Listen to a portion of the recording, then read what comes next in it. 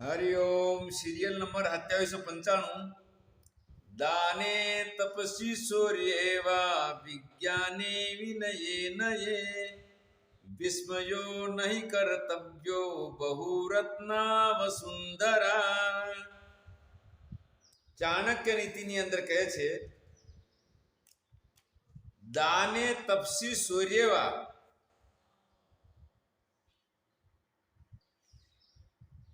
વિજ્ઞાને વિનયે નય. દાનમાં, તપમાં, શૌર્યમાં અને વિજ્ઞાન એટલે વિદ્વતામાં, વિનયની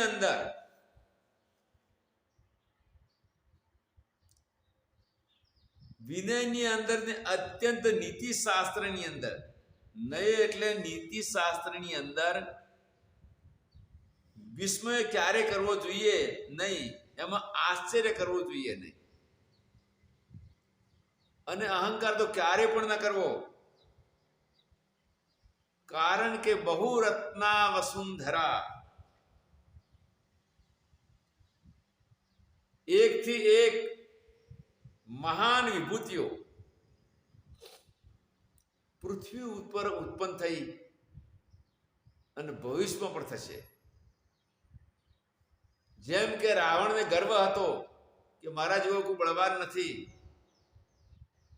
અને જ્યારે વાલીની પાસે જાય છે તો વાલીની પાસે ગર્જના કરે છે યુદ્ધની. એટલે વાલી કીધું કે ભાઈ યુદ્ધ આપું છું, થોડો સૂર્યનારાયણને અર્ઘ તો આપવા દો. કે ના, તું મારાથી ડરી અને એક પ્રકારના ચાળા કરે છે બચવાના. ત્યારે વાલીએ વધારે હઠ કરતા વખતે રાવણને પકડીને બગલમાં દબાવીને સૂર્યને અર્ઘ આપી દીધું, અને એ પછી રાવણને ઝાઝા દિવસ બંદી તરીકે રાખે છે. એટલે કહ્યું છે કે બહુરત્ના વસુંધરા, કોઈ પણ પ્રકારનો ગર્વ ક્યારે પણ કરવો જોઈએ નહીં. એકવાર એક વિદ્વાન હતા, એમને થયું કે હું સર્વોપરી વિદ્વાન છું, મને શાસ્ત્રાર્થમાં કોઈ હરાવી શકે નહીં.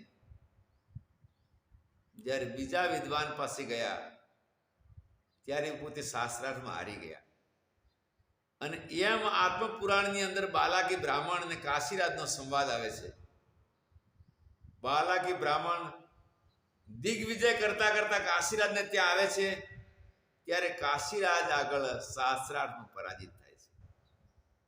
એટલા માટે કોઈ પણ પ્રકારનું જે કોઈ શક્તિ આવે ત્યારે અહંકાર રહિત બનવું જોઈએ, એનો અહંકાર કરવો જોઈએ નહીં. Serial number 2796. સર્વ સર્વમ ન જાનાતિ સર્વજ્ઞો નાસ્તિ કશ્ચન નેકત્ર પરિનિષ્ઠાસ્તિ જ્ઞાનસ્ય પુરુષે ક્વચિત. સર્વ સર્વમ ન જાનાતિ સર્વજ્ઞો નાસ્તિ કશ્ચન ન એકત્ર પરિનિષ્ઠાસ્તિ જ્ઞાનસ્ય પુરુષે ક્વચિત. કારણ કે બધા જ વ્યક્તિઓ બધી વસ્તુને જાણી શકતા નથી. જેમ વિદ્વાન અને ભગવાનમાં અંતર શું? તો ભગવાન સર્વજ્ઞ છે, સર્વ વસ્તુ ભૂત ભાવિ વર્તમાનને જાણે છે. વિદ્વાન માત્ર પોતાના વિષયને જાણી શકે છે, અન્ય વિષયને જાણી શકતો નથી. જેમ કે અમે દર્શન વેદાંત ભણ્યા અને કોઈ અમારી પાસે જ્યોતિષનો પ્રશ્ન લઈને આવે તો જ્યોતિષમાં અમે અભણ છીએ, કારણ કે જ્યોતિષ ભણ્યા નથી. એ જ પ્રમાણે સર્વે કોઈ પણ માનવ વ્યક્તિ સર્વજ્ઞ હોતો નથી અને સર્વે જાણી શકતો નથી. કેમ કે એક પુરુષમાં બધા પ્રકારની જ્ઞાનની પરિસમાપ્તિ થતી નથી. એટલે જીવ અલ્પજ્ઞ છે. જીવ અને ઈશ્વરના તટસ્થ લક્ષણની અંદર જીવ સર્વજ્ઞ સર્વશક્તિમાન છે, જ્યારે જીવ અલ્પજ્ઞ અલ્પ શક્તિમાન છે. એના બધા ધર્મો વિપરીત છે. એટલા માટે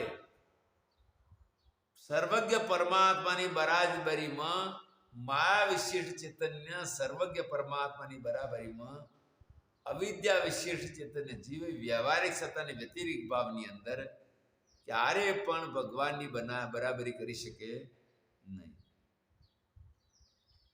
સિરિયલ નંબર 2797 આત્મોત્કર્ષમ ન માર્ગેત પરેશમ પરિનિંદયા વિપશ્ચિત ગુણ સંપન્ન પ્રાપ્નોત્યેવ મદ્યશ.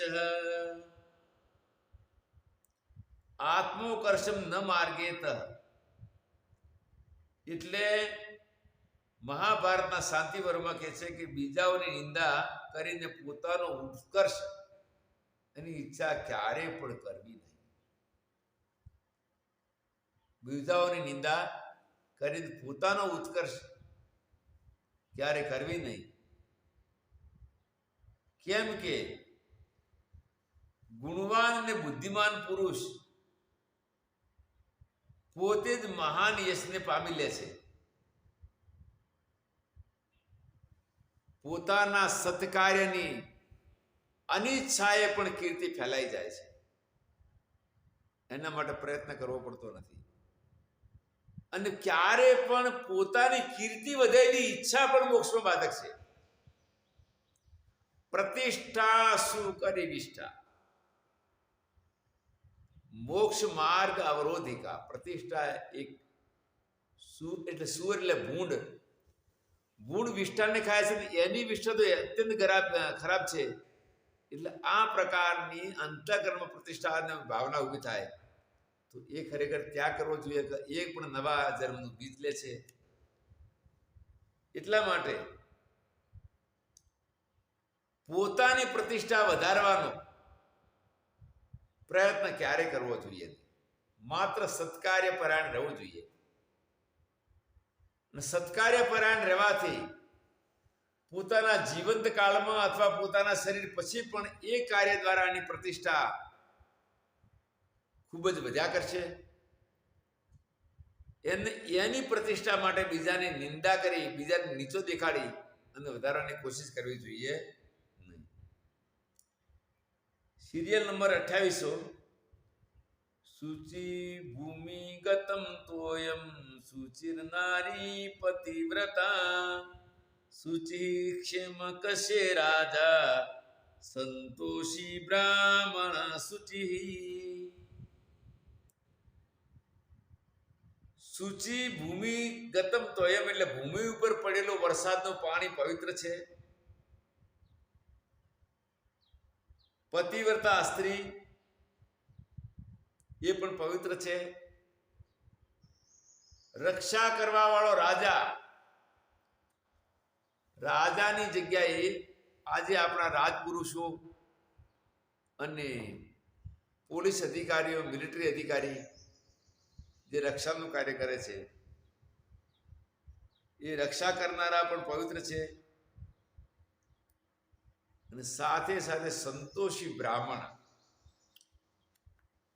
બ્રાહ્મણને સંતોષ હોય તો સંતોષ દ્વારા એ સારો ધ્યાનનું સુખ પ્રાપ્ત કરે છે.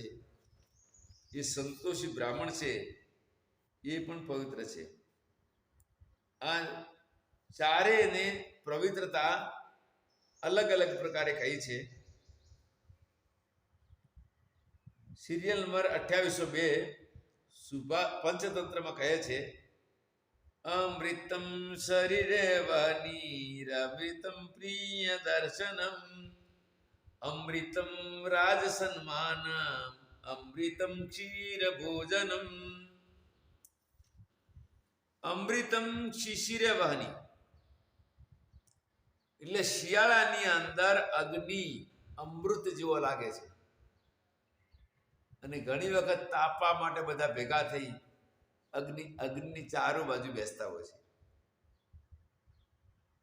સાથે સાથે રાજની અંદર મોટું સન્માન પ્રાપ્ત થાય એ પણ અમૃત જેવું ગણાય છે.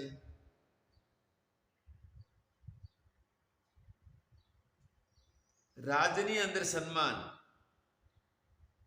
એટલે રાજા દ્વારા સન્માન જે છે એ પણ અમૃત જેવું ગણાય છે. જ્યારે અમૃતમ પ્રિય દર્શનમ એટલે પ્રિય વ્યક્તિ, સજ્જન વ્યક્તિ પોતાનો મિત્ર, સગો અને સાથે સાથે પોતાના મિત્ર કે સગા પણ જ્યારે જોવે છે ત્યારે એ પણ એનું દર્શન અમૃત રૂપ બને છે. અને ભોજનની અંદર ખીર છે, જેને સંસ્કૃતમાં પાયસ કહે છે. પય એટલે દૂધ, એનાથી નિર્મિત એને પાયસ કહે છે. ખીર છે એ અમૃતરૂપ ભોજન ગણાય છે. પંચતંત્ર ની અંદર કહે છે, શ્લોક નંબર 28, સિરિયલ નંબર 2804, યસ્ય ન જ્ઞાયતે વીર્યમ ન કુલમ ન વિચેષ્ટિતમ ન તેન સંગતિ કુર્યાદ યુવાચ બૃહસ્પતિ ન તેન સંગતિ કુર્યાદ ઇત્યુવાચ બૃહસ્પતિ. યસ્ય ન જ્ઞાયતે વીર્યમ ન કુલમ ન વિચેષ્ટિતમ, જેના બળનો ખ્યાલ નથી અને સાથે સાથે જેના કુળનો પણ કોઈ ખ્યાલ નથી કે કયા કુળનો છે, તો આવા બળ અને કુળના જ્ઞાન વગર એની સાથે આપણે સંગતિ કરીએ તો એના સંગતિ કરવી ઉચિત નથી. અને આવી સંગતિ ખરેખર લાભદાયક હોતી નથી, આવું બૃહસ્પતિનું મંતવ્ય છે. સિરિયલ નંબર 2805, શનિ શનિ ચ ભોક્તવ્યમ શનિ વિત્તમુપાર્જિતમ રસાયનમિવ પ્રાગ્યર્હેલયાન કદાચન. શનિ શનિ ચ ભોક્તવ્યમ એટલે બુદ્ધિમાન પુરુષો પોતાના ધનને ધીરે ધીરે રસાયણની જેમ ઉપયોગ કરતા હોય છે,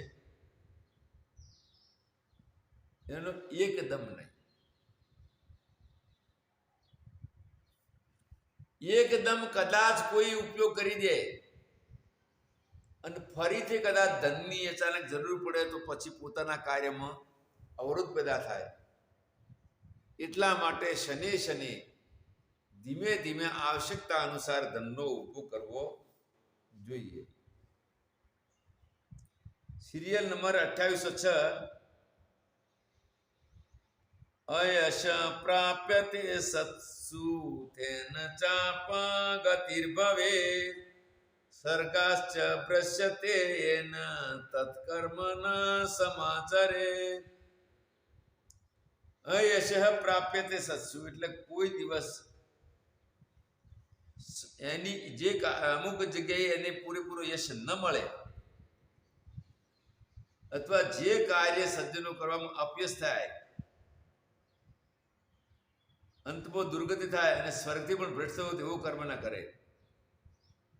એટલે અયશ પ્રાપ્ય એટલે સમાજમાં અપકીર્તિ અને સાથે સાથે મર્યા પછી પણ દુર્ગતિ. મર્યા પછી દુર્ગતિ એ કહેવાય કે પોતાને સ્વર્ગની પ્રાપ્તિ થતી નથી અને નરકની પ્રાપ્તિ થાય અથવા 84 લક્ષ યોનિમાં જવું પડે. તો આવું કાર્ય પણ આચરણ ન કરે, કારણ કે આ કર્મભૂમિની અંદર જીવનો કર્મમાં અધિકાર છે, માટે સત્કર્મ પરાયણ રહેવું જોઈએ.